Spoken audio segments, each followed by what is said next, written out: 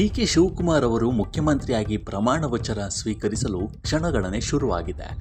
ಈ ನಡುವೆ ಹಲವು ಶಾಸಕರು ಅವರ ಸಂಪುಟದಲ್ಲಿ ಸಚಿವ ಸ್ಥಾನ ಪಡೆದುಕೊಳ್ಳಲು ಕಸರತ್ತು ನಡೆಸ್ತಾ ಇದ್ದಾರೆ. ಈ ಮಧ್ಯೆ ಪ್ರಿಯಾಂಕ್ ಖರ್ಗೆ ಅವರಿಗೆ ಡಿಸಿಎಂ ಸ್ಥಾನ ಸಿಗಬೇಕು ಎನ್ನುವ ಆಗ್ರಹ ಜೋರಾಗಿ ಕೇಳಿ ಬರ್ತಾ ಇದೆ.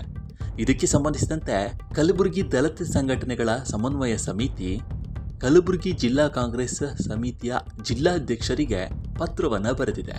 ಈ ಪತ್ರದಲ್ಲಿ ಪ್ರಿಯಾಂಕ್ ಖರ್ಗೆ ಅವರು ಡಿಸಿಎಂ ಏಕೆ ಆಗಬೇಕು ಅನ್ನೋದರ ಬಗ್ಗೆ ಹೇಳಿದ್ದಾರೆ.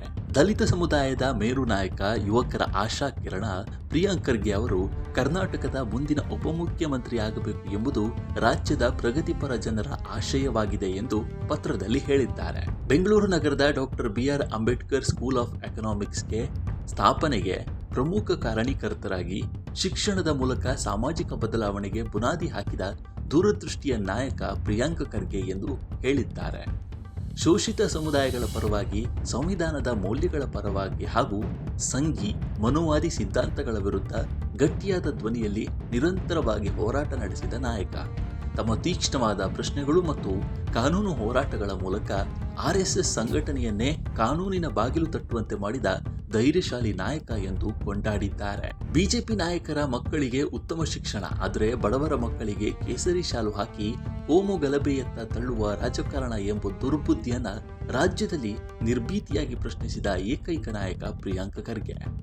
ಸಮಾಜ ಕಲ್ಯಾಣ ಸಚಿವರಾಗಿ ಹಲವಾರು ಜನಪರ ಹಾಗೂ ದೂರದೃಷ್ಟಿಯ ಯೋಜನೆಗಳನ್ನು ಜಾರಿಗೆ ತಂದವರು. ಸಮೃದ್ಧಿ ಯೋಜನೆ, ದಲಿತ ಮತ್ತು ಹಿಂದುಳಿದ ವರ್ಗದ ಯುವಕರಿಗೆ ಮಳಿಗೆಗಳ ಫ್ರಾಂಚೈಸ್ ಒದಗಿಸಿ ಸ್ವಾವಲಂಬನೆಗೆ ಅವಕಾಶ.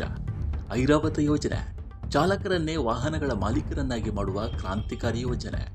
ಪ್ರಬುದ್ಧ ಯೋಜನೆ, ವಿದೇಶಿ ವಿಶ್ವವಿದ್ಯಾಲಯಗಳಲ್ಲಿ ಉನ್ನತ ವ್ಯಾಸಂಗಕ್ಕೆ ಆರ್ಥಿಕ ಸಹಾಯ. ಉನ್ನತಿ ಯೋಜನೆ, ಅವಕಾಶ ವಂಚಿತ ಪ್ರತಿಭಾವಂತರಿಗೆ ವಿಶೇಷ ಪ್ರೋತ್ಸಾಹ ಮತ್ತು ಬೆಂಬಲ. ಹೀಗೆ ಜನರ ಸಮಸ್ಯೆಗಳ ಬಗ್ಗೆ ಸದಾ ಧ್ವನಿ ಎತ್ತುವ, ಯುವಕರಿಗೆ ಪ್ರೇರಣೆಯಾಗಿರುವ, ಸಾಮಾಜಿಕ ನ್ಯಾಯ ಮತ್ತು ಸಂವಿಧಾನದ ಮೌಲ್ಯಗಳಿಗೆ ಬದ್ಧನಾದ ನಾಯಕ ಪ್ರಿಯಾಂಕ್ ಖರ್ಗೆ ಕರ್ನಾಟಕದ ಭವಿಷ್ಯದ ಬಲಿಷ್ಠ ನಾಯಕತ್ವದ ಪ್ರತೀಕ.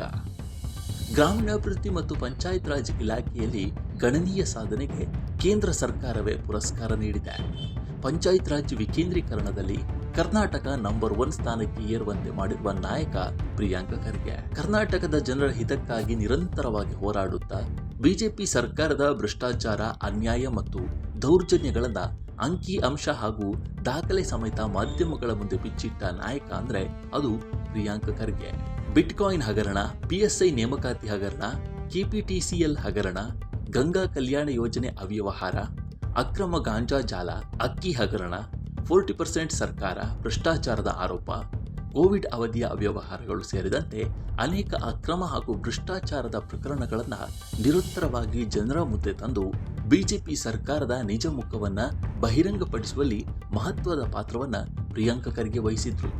ರಾಜ್ಯಾದ್ಯಂತ ಕಾಂಗ್ರೆಸ್ ಪಕ್ಷವನ್ನು ಬಲಪಡಿಸಿ ಕರ್ನಾಟಕದಲ್ಲಿ ಕಾಂಗ್ರೆಸ್ ಸರ್ಕಾರ ಅಧಿಕಾರಕ್ಕೆ ಬರಲು ಪ್ರಮುಖ ಕಾರಣೀಕರ್ತರಲ್ಲಿ ಒಬ್ಬರಾಗಿರುವ ಪ್ರಿಯಾಂಕ್ ಖರ್ಗೆ ಅವರು ಮುಂದಿನ ಉಪಮುಖ್ಯಮಂತ್ರಿ ಆಗಲೇಬೇಕು ಎನ್ನುವುದು ದಲಿತ ಸಂಘಟನೆಗಳ ಸಮನ್ವಯ ಸಮಿತಿಯ ಒತ್ತಾಯವಾಗಿದೆ. ಕಾಂಗ್ರೆಸ್ ಪಕ್ಷ ನಮ್ಮ ಮನವಿಯನ್ನು ಸ್ವೀಕಾರ ಮಾಡಿ ನಮ್ಮ ನಾಯಕರನ್ನ ಉಪಮುಖ್ಯಮಂತ್ರಿಯಾಗಿ ನೇಮಕ ಮಾಡ್ತೀರಿ ಎಂದು ನಂಬಿದ್ದೇವೆ ಎಂದು ಈ ಮೂಲಕ ಪತ್ರವನ್ನು ಬರೆದಿದ್ದಾರೆ. ಕಲಬುರಗಿಯ ದಲಿತ ಸಂಘಟನೆಗಳ ಸಮನ್ವಯ ಸಮಿತಿ ಬರೆದಿರುವ ಈ ಪತ್ರ ಕಲಬುರಗಿ ಜಿಲ್ಲಾ ಕಾಂಗ್ರೆಸ್ ಸಮಿತಿಯ ಜಿಲ್ಲಾಧ್ಯಕ್ಷರನ್ನ ತಲುಪಿದೆ. ಹೀಗಾಗಿ ಮುಂದಿನ ನಿರ್ಧಾರ ಏನು ಕೈಗೊಳ್ಳುತ್ತಾರೆ ಅನ್ನೋದನ್ನ ಕಾದು ನೋಡಬೇಕಾಗಿದೆ. ಈ ವಿಡಿಯೋ ನಿಮಗೆ ಇಷ್ಟವಾಗಿದ್ದರೆ ಲೈಕ್ ಮಾಡಿ, ಶೇರ್ ಮಾಡಿ ಮತ್ತು ನಮ್ಮ NCIB ಚಾನಲ್ ಅನ್ನು ಈ ಕೂಡಲೇ ಸಬ್ಸ್ಕ್ರೈಬ್ ಮಾಡಿ. ಧನ್ಯವಾದಗಳು.